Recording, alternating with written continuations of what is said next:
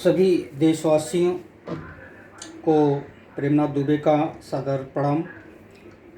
इस विपदा की घड़ी में जो पूरे विश्व को डरा के रख दिया है और लगभग 2.25 लाख जिंदगियां निगल गई, कोरोना वायरस, इसको आज भी बहुत से लोग हल्के में ले रहे हैं।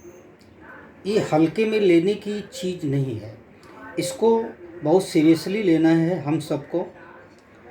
बहुत से लोग लॉकडाउन के बीच अपने अपने घरों में ज़िंदगियां बिता रहे हैं और तमाम कोशिश करके दिन को पास कर रहे हैं। मैं एक छोटी सी कहानी आपको बताने जा रहा हूं कि गांव में एक बुढ़िया रहती थी और वो खाना बनाती थी तो एक रोटी रोज़ अपने किचन की खिड़की पर रख देती थी। और गांव में एक फ़कीर था, पूरे दिन घूम के आता था, वो एक रोटी उठाता था और जंगल में जाके खा के पानी पी लेता था। और यही क्रम कई महीनों तक चला। बुढ़िया सोचती थी कोई आशीर्वाद नहीं दिया, कोई कुछ नहीं कहा। तो आज एक दिन ऐसा हुआ कि उसका लड़का कहीं बाहर रहता था और विपदा आई थी और उसका लड़का विदेश से बाहर से कहीं आ रहा था, भूख से तड़पा हुआ था 15 दिन से। जंगल में पहुंचा, घर से कुछ दूर वही रोटी जो उसकी माँ ने फ़कीर के लिए रखा था, वही रोटी फ़कीर ने उस लड़के को दिया, खाया, पानी पिया तो जिंदा होके घर पहुंचा। मेरे कहने का मतलब ये है कि इस विपदा की घड़ी में हम सब अपने आसपास जो भी है उसको एक दूसरे को झांकने की कोशिश करें कि मैं तो खा रहा हूँ, मेरे पड़ोस में कोई भूखा न रहे। दूसरी बात मैं ये कहना चाहता हूँ कि हमारे देश की जो रीढ़ की हड्डी है वो है पुलिस, मेडिकल स्टाफ और डॉक्टर, इंजीनियर। इनको हमारे देश में सबसे ज़्यादा सैलरी मिलनी चाहिए। ख़ास तौर से पुलिस विभाग, डॉक्टर विभाग, इंजीनियर, इनको ज़्यादा से ज़्यादा सैलरी मिलनी चाहिए, क्योंकि जब भी कोई विपदा आती है तो इन्हीं को फ्रंट लाइन पे करके देश सुरक्षित रहता है।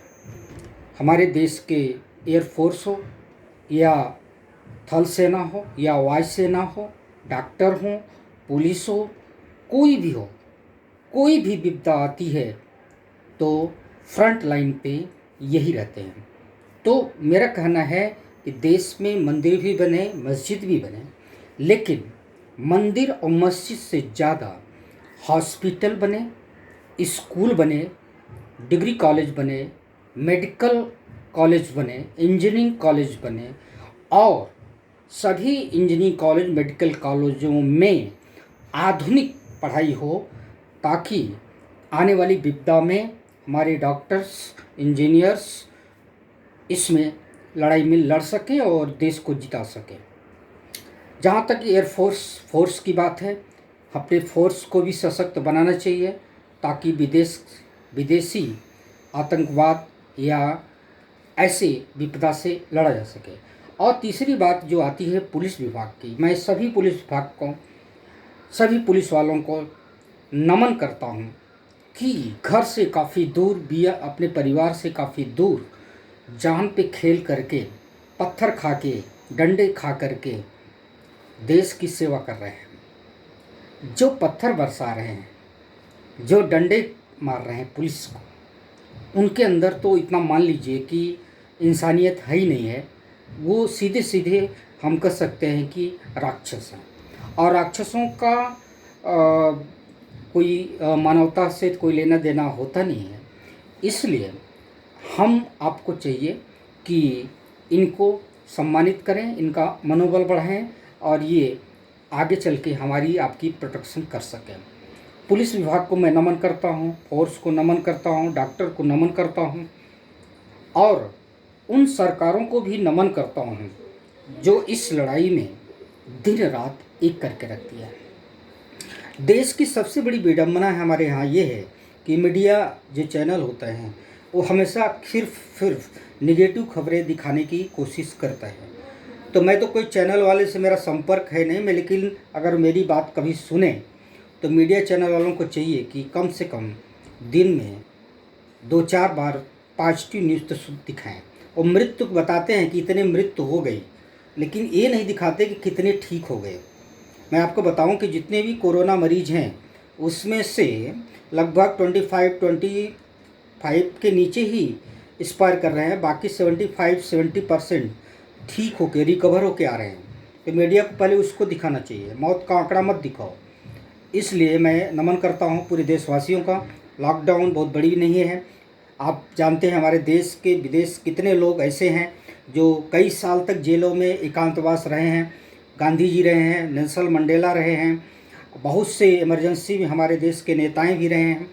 तो ऐसे लोग की प्रेरणा लेकर के हमको घर के अंदर लॉकडाउन का पालन करना चाहिए और अपने अंदर इम्यूनिटी बढ़ाने के लिए वर्कआउट, योगा करना चाहिए। कम से कम भोजन करें ताकि आपका हेल्थ भी सही रहे और ज़्यादा से ज़्यादा आप पॉजिटिव सोचने की कोशिश करें, क्योंकि जितना हम पॉजिटिव सोचेंगे हमारी बॉडी के अंदर उतना अच्छा हार्मोन्स आएगा और चेहरे पे आपकी खुशी एक रहेगी।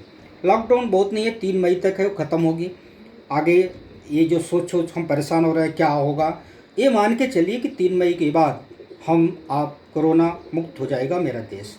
फिर से देश के डॉक्टर, पुलिस, पैरामेडिकल टीम, सेना, सरकार को नमन करते हुए अपनी बात समाप्त करता हूँ। धन्यवाद।